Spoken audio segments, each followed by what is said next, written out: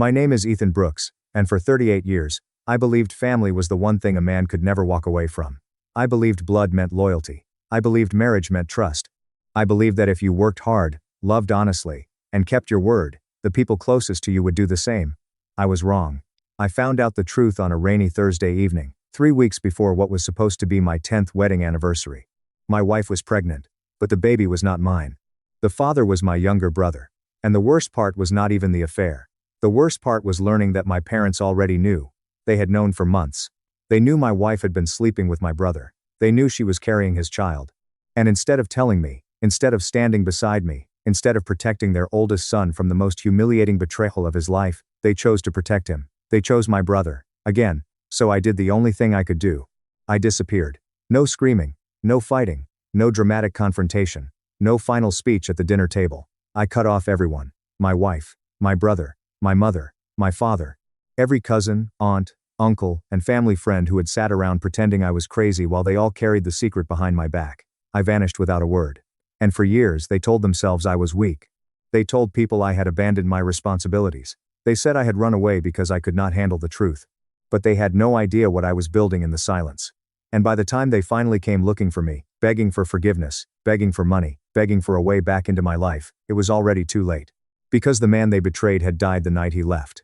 And the man who came back owed them nothing. Before everything fell apart, my life looked ordinary from the outside. I had a house in a quiet neighborhood outside Portland, Oregon. A good job as an operations manager for a logistics company. A wife named Melissa, who everyone said I was lucky to have. And a younger brother named Ryan, who had spent his entire life being forgiven for things other people would have been punished for. Ryan was 2 years younger than me, charming in the way irresponsible men often are. He smiled easily. He apologized beautifully. He cried when he needed sympathy. And somehow, no matter how badly he messed up, someone was always there to clean up after him. Usually, that person was me. When Ryan wrecked my father's truck at 21, I helped pay for the repairs. When he lost his apartment because he spent rent money on a weekend trip with some girl, I let him stay in my guest room. When he borrowed $5,000 from me and never paid it back, my mother told me, "He's your brother, Ethan, don't be so cold." That was always the line. He's your brother. As if that phrase erased every lie. As if sharing parents meant I was supposed to bleed endlessly for him.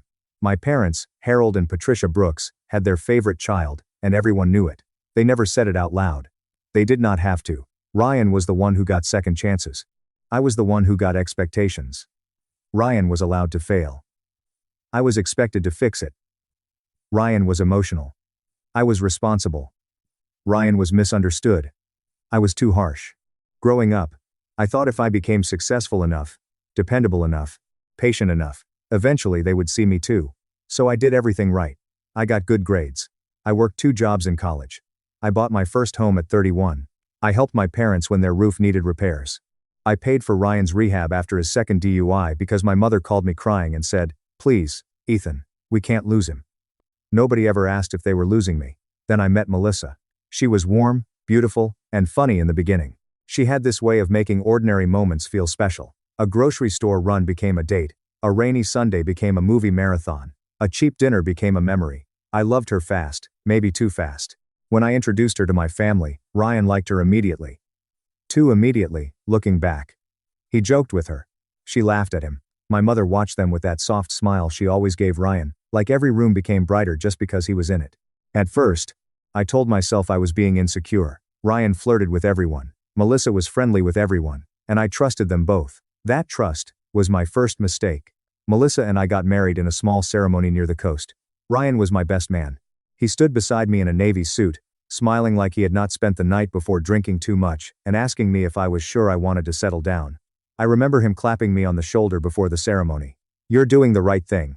Big brother," he said. I believed him. For the first few years, marriage was good.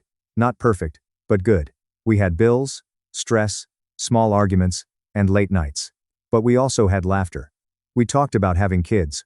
Melissa said she wanted 2. I wanted 1 at first, then maybe another if we survived the first. We tried for almost 3 years. Nothing happened. Doctor visits turned into quiet car rides. Negative pregnancy tests turned into forced smiles. Melissa cried in the bathroom more than once. I held her every time. The doctor eventually said the problem might be with me. Low motility. Not impossible, but difficult. I remember feeling like the floor had shifted under me. Melissa told me it did not matter. She said, "We're a team, we'll figure it out." I believed her. That was my second mistake. Around that time, Ryan started coming around more often. He said he was lonely. He said he was trying to get his life together. He said being around us made him feel stable. I let him in because that was what I had always done. He came for dinners. He watched games in my living room. Sometimes, when I worked late, Melissa would tell me Ryan had stopped by to borrow a tool or drop something off. I never questioned it. Why would I? He was my brother. She was my wife. Two people I trusted standing on opposite sides of my life. I never imagined they were slowly turning that life into a joke behind my back. The first strange moment happened in November. I came home early from work, because a shipment delay had canceled our late meeting. When I walked in, Melissa and Ryan were in the kitchen. Nothing obvious was happening. They were standing too far apart for me to accuse them of anything. But the air felt wrong. Melissa's cheeks were flushed. Ryan looked nervous for half a second before he gave me his usual grin. "Hey, man," he said. "Didn't expect you back." That sentence stayed with me.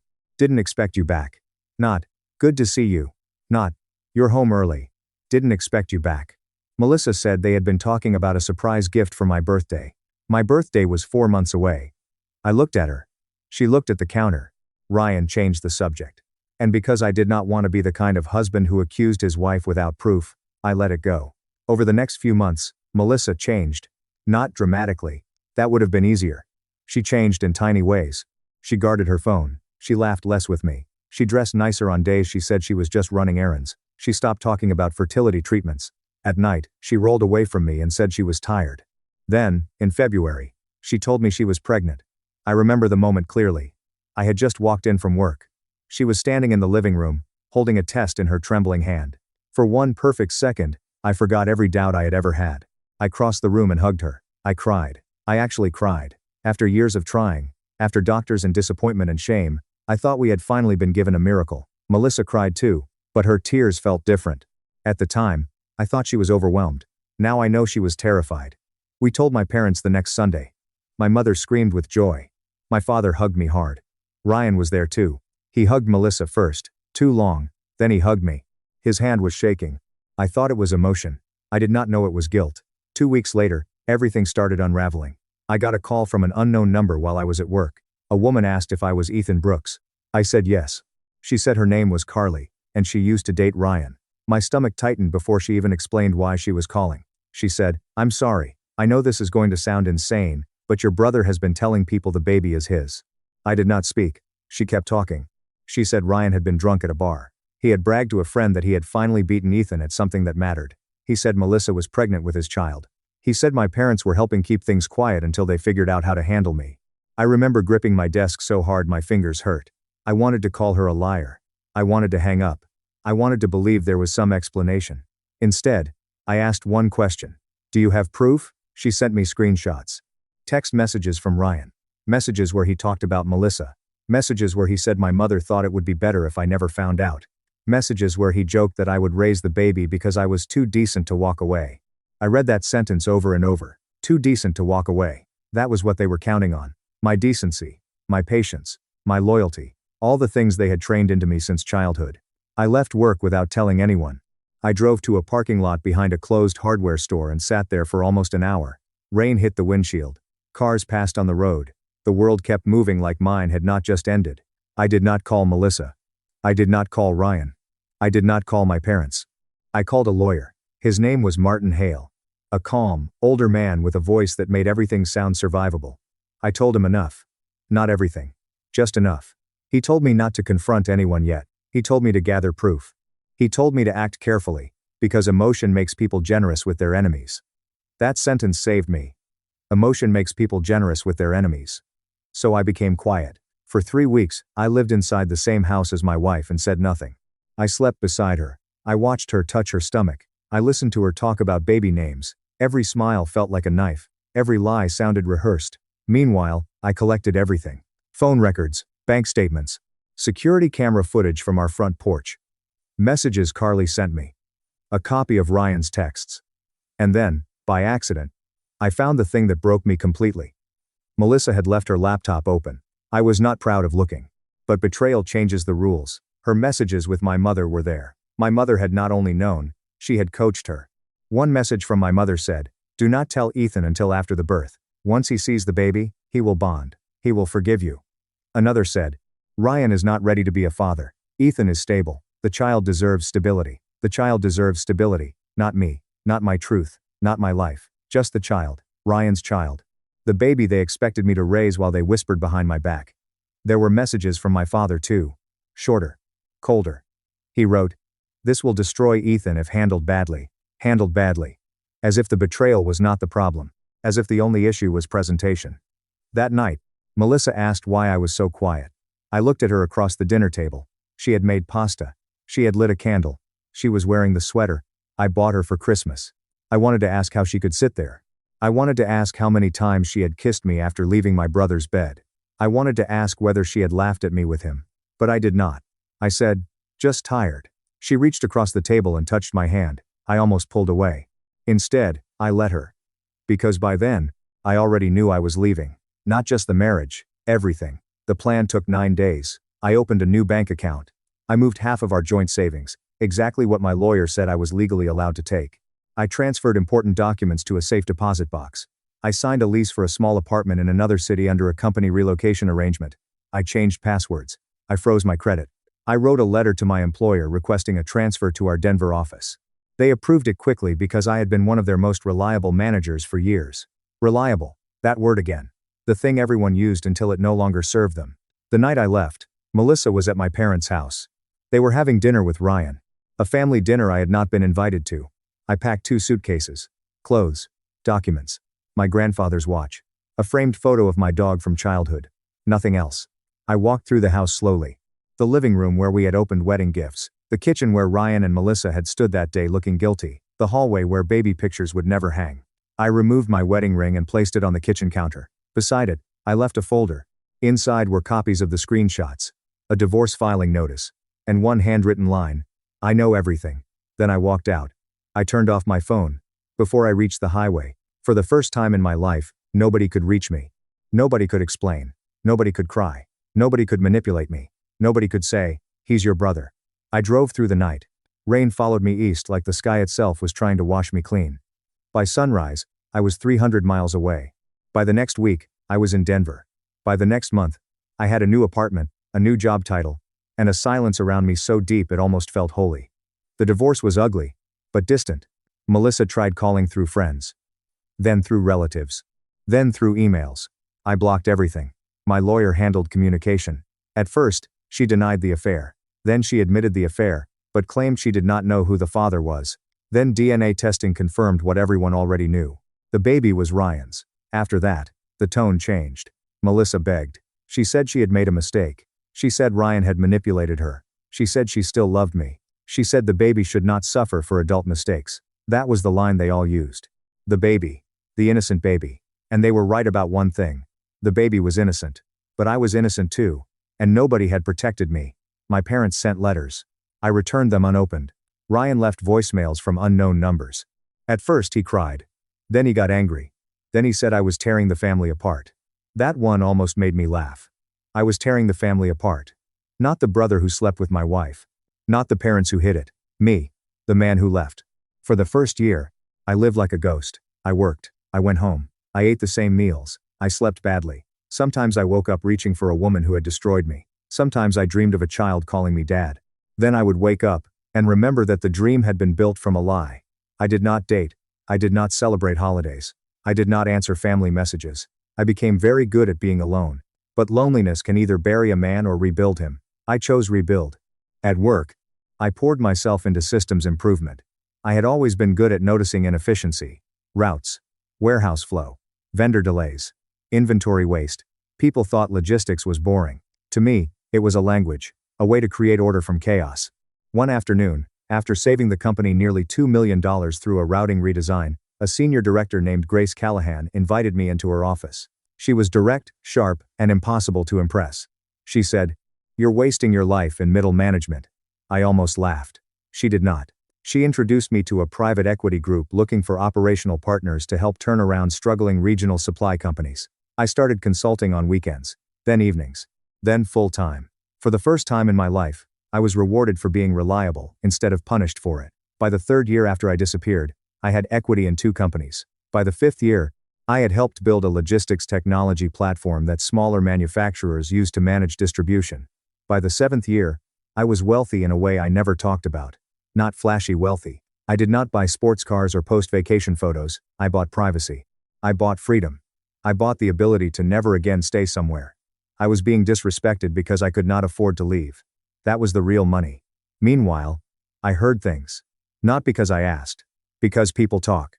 Melissa and Ryan did not last. Of course they did not. Affairs survive best in secrecy. Once exposed to daylight, they become ordinary relationships with extraordinary damage attached. They tried living together after the baby was born. A boy. His name was Caleb. I learned that by accident from an old family friend who emailed me without realizing. My assistant screened everything. Ryan was not ready to be a father. My mother had been right about that. But instead of protecting me from that truth, she had tried to sacrifice me to it. Ryan drank again. He lost jobs. He cheated on Melissa. Melissa left him twice, then went back because she had nowhere else to go. My parents drained their retirement helping them. Rent. Daycare. Legal bills after Ryan's 3rd DUI. Medical bills when my father had a minor stroke. Every crisis landed in their house. Every problem they had tried to hand me came back to them with interest. And still, I stayed gone.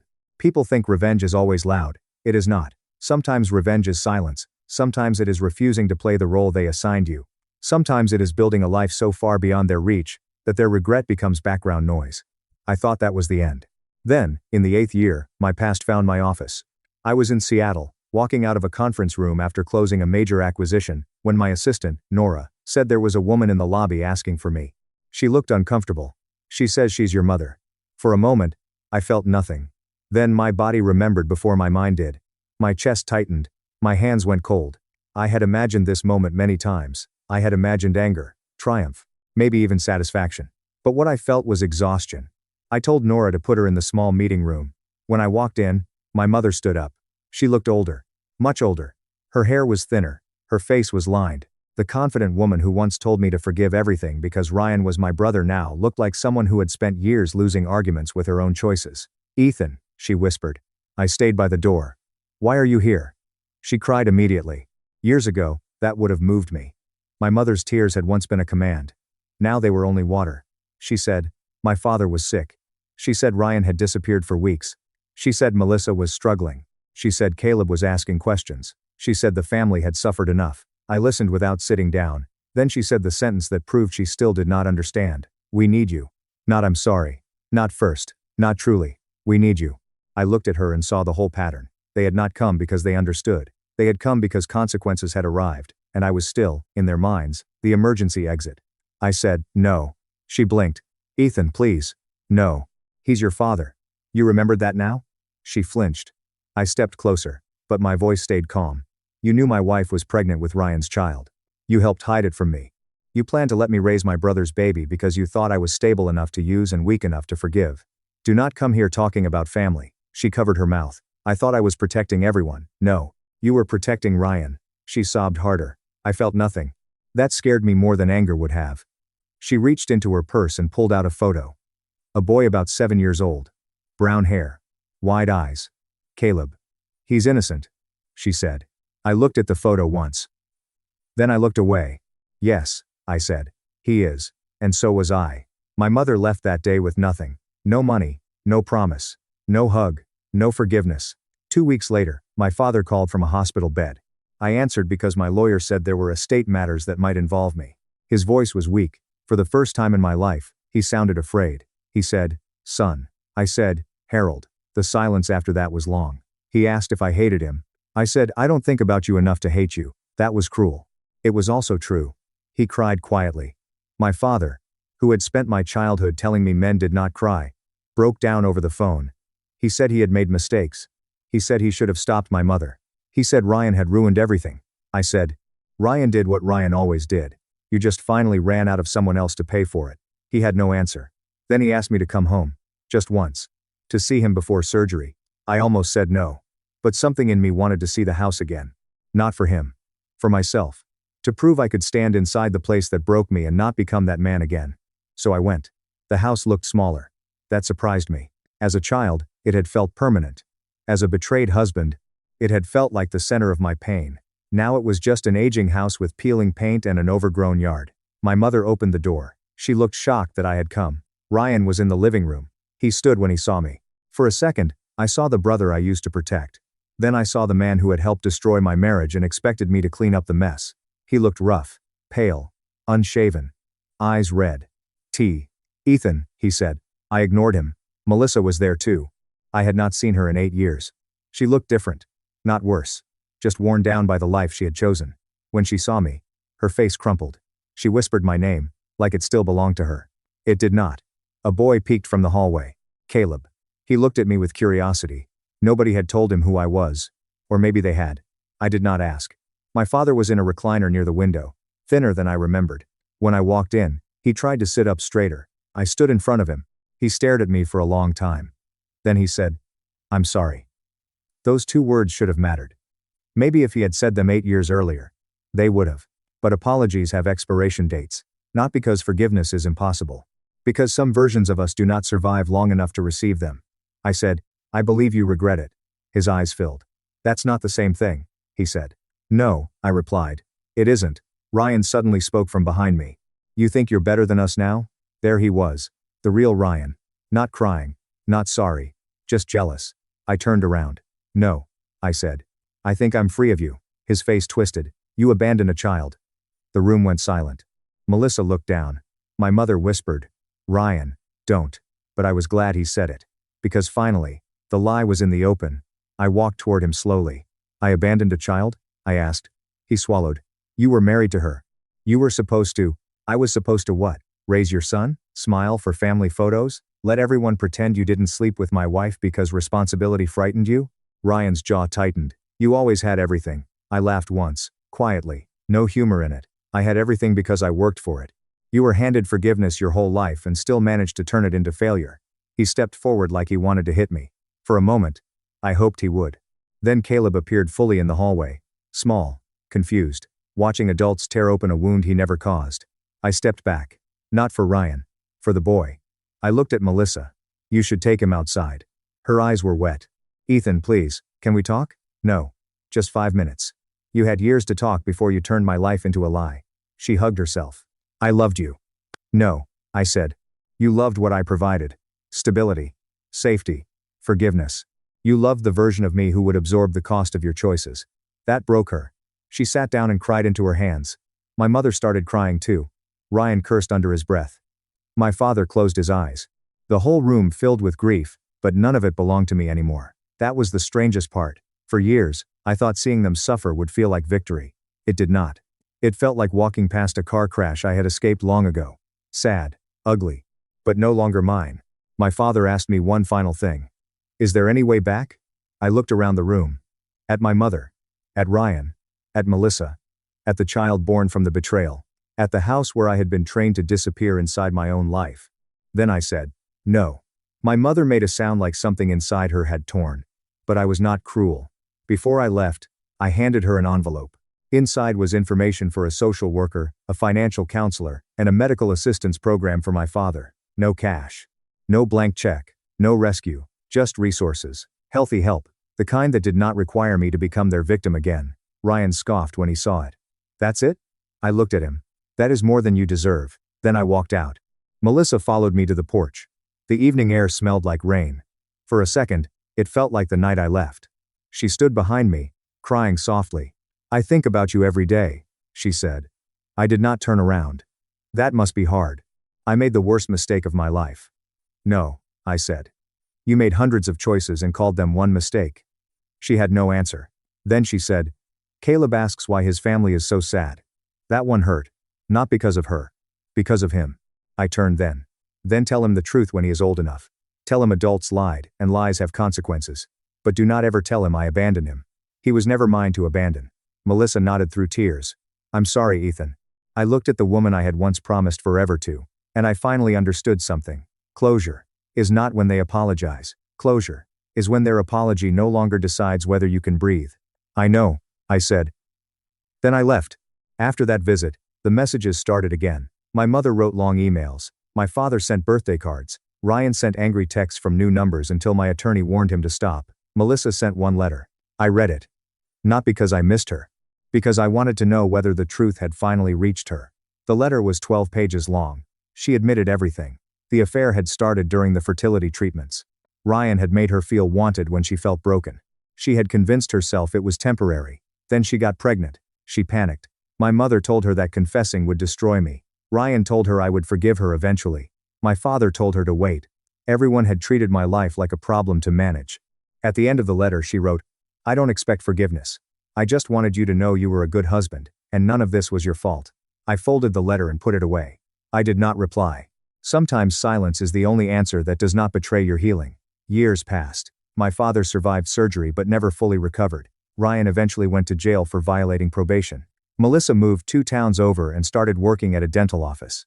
My mother sold the house. The family that once told me I was heartless for leaving had scattered under the weight of everything they refused to face. And me? I kept living. Not surviving. Living. I bought a home in Colorado, with wide windows facing the mountains. I learned to cook food that did not come from takeout containers. I adopted a rescue dog named Ranger. I made friends who did not ask me to bleed to prove loyalty. And eventually, I met someone. Her name was Claire. She was a pediatric surgeon. Widowed. Calm. In a way that made my nervous system trust the room. On our 4th date, I told her the truth. Not all the details. Enough. She listened without interrupting. When I finished, she did not say, "But they're your family." She did not say, "You should forgive them." She simply said, "I'm sorry they made love feel unsafe." That was the moment I knew I could love again. Not quickly. Not recklessly. But honestly. Claire taught me that peace does not arrive like lightning. It arrives like morning. Slowly. Softly. Until one day you realize the dark has lifted. We married 2 years later in a small ceremony in Aspen. No big family section. No dramatic speeches. Just friends, mountains, and vows that felt like truth. My mother found out through someone else. She sent a message saying she hoped I was happy. I did not respond. But I was. That was the part that haunted them most. Not my anger. Not my absence. My happiness. People like that can survive being hated. Hatred still keeps them important. What destroys them is realizing you built a beautiful life in a world where they no longer matter. A few months after my wedding, I received one final call from an unknown number. It was Caleb. He was 15 by then. His voice was nervous. He said he had found my number in an old email. He said he knew I was not his father. He said he knew what happened. Then he said, "I just wanted to tell you I'm sorry." That almost broke me. Because he had nothing to apologize for. I sat down on the edge of my desk. "Caleb," I said gently, "you did nothing wrong. My dad says you hate me." I closed my eyes. Of course Ryan had said that. "I don't hate you. I never did." "Then why did you leave?" I took a breath. Because he deserved honesty without cruelty. I left because the adults around me betrayed me very badly. Staying would have destroyed me. "But that was never your fault." He was quiet. Then, he said, "I think everyone is sad because of what they did." I looked out the window at the mountains. "They may be," I said. "But their sadness is theirs to carry." He asked if we could meet someday. That was the hardest question. A child of betrayal is still a child. Innocent. Human. Deserving of kindness. But kindness does not always mean access. I told him, maybe someday, when you're older. But not through secrets. Not behind anyone's back. Secrets are how all of this started. He understood. Or at least, he said he did. Before hanging up, he said, "I'm glad you're okay." I stared at the phone for a long time after that. Then I went home. Claire was in the kitchen, making tea. She saw my face and opened her arms. For the first time in years, I cried for the boy I had been. The husband who had believed. The brother who had protected. The son who had waited to be chosen. And then I let him go. I am 48 now. 10 years removed from the night I left my wedding ring on the counter. Sometimes people ask if I regret disappearing. The answer is no. I regret trusting people who had shown me who they were, long before the final betrayal. I regret confusing endurance with love. I regret believing loyalty meant staying no matter how deeply someone cut you.